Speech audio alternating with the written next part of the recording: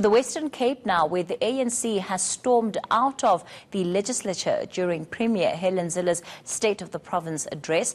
Opposition parties repeatedly interrupted Zille's speech, forcing the Speaker to temporarily suspend the proceedings. Zille accused them of being ill-informed and arrogant. ENCA reporters Nadine Theron and Leanne Jansen are out in the Western Cape for us, covering that story.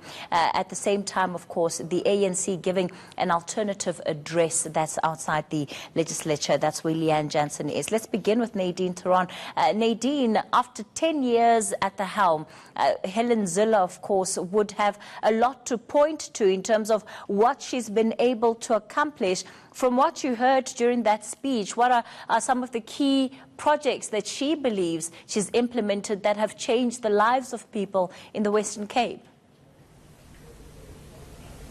Well, one of the things Zille mentioned was the fact that the Western Cape has shown a 24.8% growth in employment, which is, of course, something Zille is very proud of. Then she also said that 82% of the Western Cape's budget was allocated to lower-income households. She also said that the healthcare was greatly improved, that something like 90% of people now have access to healthcare within half an hour away from their houses. And she also mentioned the social housing development. She said that 200,000 homes have been built during her 10-year tenure. But it seems that the opposition is perhaps not convinced about some of those statistics. Tell us about the tension that there was in the legislature. Well, the tension started from the beginning of the address.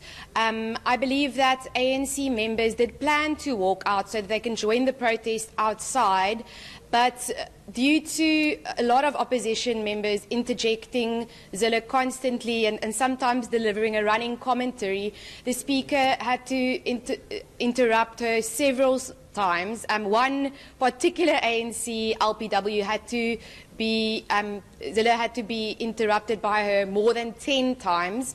The unfortunate part of it is that when the ANC members left the House, on their way out, they accosted, well, allegedly accosted Zille's husband. And the Speaker said she will review the footage and then decide how to proceed going forward. But some people say that these ANC LPWs allegedly used the F word when addressing Zille's husband, and also called him an old man and said that they don't care about him, upon which he replied, allegedly, but I care about you. This is not confirmed, and the Speaker said she will review the footage to see what actually happened. Nadine, of course, while all of this is taking place, and we'll go to Leanne Jansen in a moment, that alternative state of the people that's being issued outside, did the Premier respond to any of the issues that have been raised by those groups, not just the opposition, but different civil society movements there? Well, the one thing she did respond to was the fact that the ANC says that 6,000 children in the Western Cape are not going to school. 6,000 children of a school-going age are not going to school. Zille addressed this particular statement and said that it's completely untrue. That's when she said that they must make sure that they are better informed before they say things like that. According to the Western Cape province, it's only about 3,000 children who are not in schools.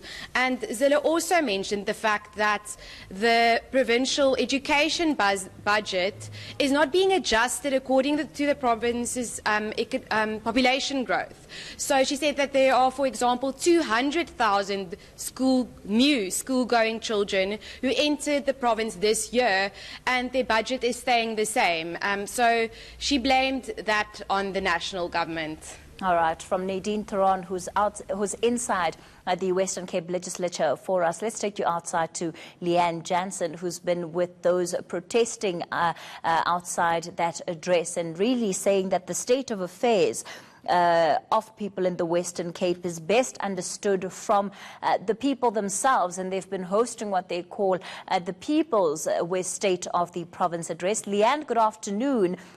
Firstly, talk to us about these apparent reports of harassment of Premier Helen Zille's husband outside. What were you able to see? Hi, Kathy. Well, we weren't able to see any of that outside. The only glimpse we got of the MPLs leaving the State of the Province address inside the provincial legislature was when they joined the protest outside. But I am joined by Ibrahim Rasool, the ANC's Western Cape head of elections. Let's ask him.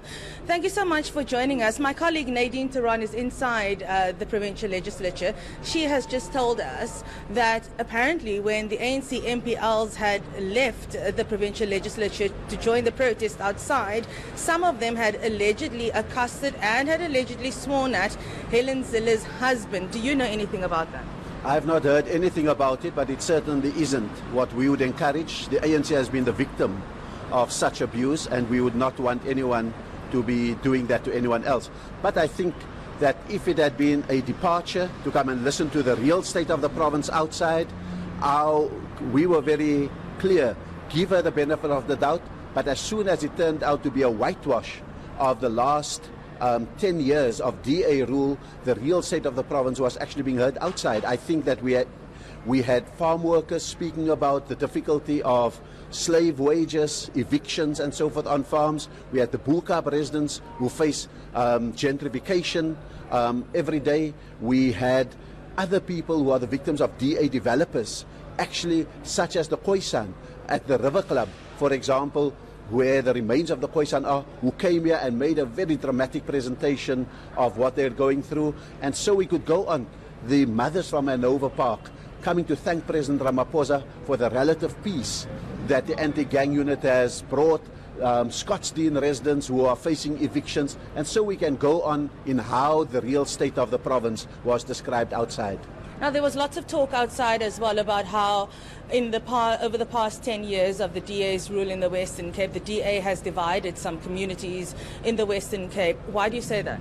Look, I think that clearly racial polarization in the Western Cape has deepened over the last 10 years, from having a vision of making the Western Cape a home for all of African colored and solidarity for a non-racial future. I think that today it is not unheard of that you can go to, for example, a Constantia village and be one of very few people of color that's there. I think that we are beginning to socialize in our own communities. I think that we are seeing racial tensions coming higher. And so clearly there is a need for a new vision. I believe that President Ramaphosa has the right kind of temperament, the right kind of attitude and values to be able to effect this nationally, and the ANC Western Cape needs to make sure that this also happens provincially. Now, the elections are just under 3 months away. Is this the start of the ANC Western Cape's election campaign? Look, I think that this was the launch of our manifesto in the Western Cape, and we wanted the manifesto to speak to the real state that the province finds itself in. I think that very clearly there's an enthusiasm again in the ANC. There's registrations that's taking place. And so if you describe all of that as an election campaign that is gaining momentum, and on the back of by-elections that we are winning, such as in Neisner, by-elections that the DA is winning in Sea Point, but with a severely reduced majority, then I think that the elections have started. Now, just finally, you've occupied office here, you've occupied the home at Leeuwenhof. Do you have plans to occupy again? No, look, I think my response is I've been there, I've done that. I think that there's enough talent in the ANC to fulfill that role. If I have a personal investment in all of this, then really it's unfinished business where we left off in 2008, 2009. I think we need to get back to a growth rate of 5.8% because it's down to 0.8%. We need to push unemployment even lower than we had it in 2009 at 17% and get it out of the 20 zone. I think we need to get 20,000 Bambananis back on keeping people safe. We need to get, I think we can exceed the 150,000 EPWP workers we employed in 2008 and make it 250,000. That's the kind of things that our manifesto aspires to. So that's the unfinished business. That's the personal investment I have. Thank you so much for your time. Well, Kathy, election fever is in full swing, and it seems the ANC in the Western Cape is going to capitalize on those communities who have been feeling marginalized over in the recent past. Communities like the Boer Kaap, communities like Mitchell's Plain, Langa, Nyanga, Guguletu, etc. And like Ibrahim Rasool just said, if this is the start of the election campaign, then so be it.